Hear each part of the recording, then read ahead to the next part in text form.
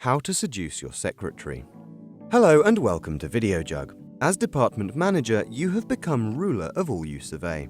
This brings certain benefits, not least the allure that comes with a position of power. Making the most of this is generally frowned upon in most workplaces, but since we're not here to moralize, we'll let you make up your own mind about your professional code of ethics. If you do decide you want to shamelessly exploit your position to gratify your own selfish desires and are willing to accept the professional, personal, and potentially legal consequences, then here's how to do it. Step 1. Eliminate the competition.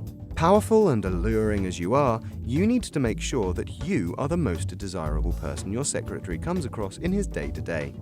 If you have a particularly dangerous rival, send her off to work on a project far away from him.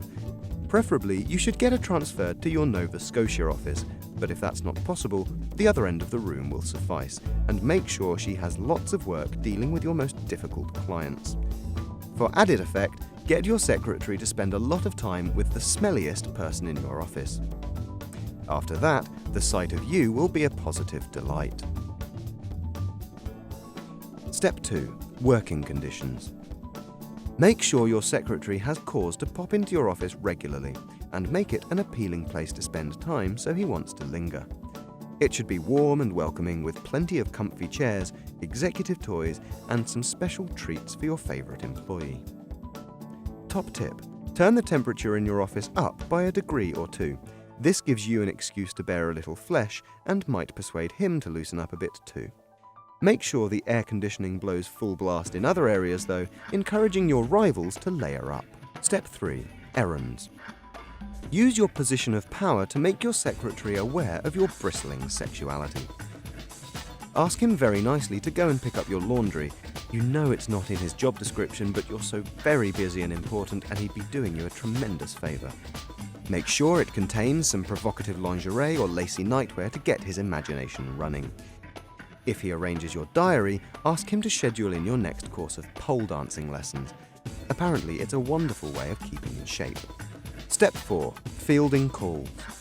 You need a way of moving conversation and his interest in you beyond the confines of the working day. Subtly find out what he enjoys in his spare time and arrange some strategic phone calls that make him think you like the same thing. If he's a pet lover, ask the RSPCA to call you back about a substantial donation you'd like to make. Then make sure he picks up the return call. If he loves classical music, get the Royal Opera House to call with details of their ticket prices. You get the idea.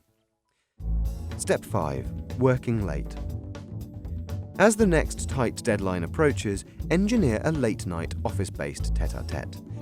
To alleviate the stress, crack open a bottle of wine, and once you're done, invite him for a further celebratory drink. If you've laid your groundwork successfully, things should flow easily from here. Step 6. Repercussions. Sustaining a long-term relationship with a junior employee may present its own challenges, not least if things turn sour. Of course, as the boss, you might have the power to arrange a strategic transfer, but if not, you may just have to put up with a lifetime of terrible coffee and misdirected phone calls. Done.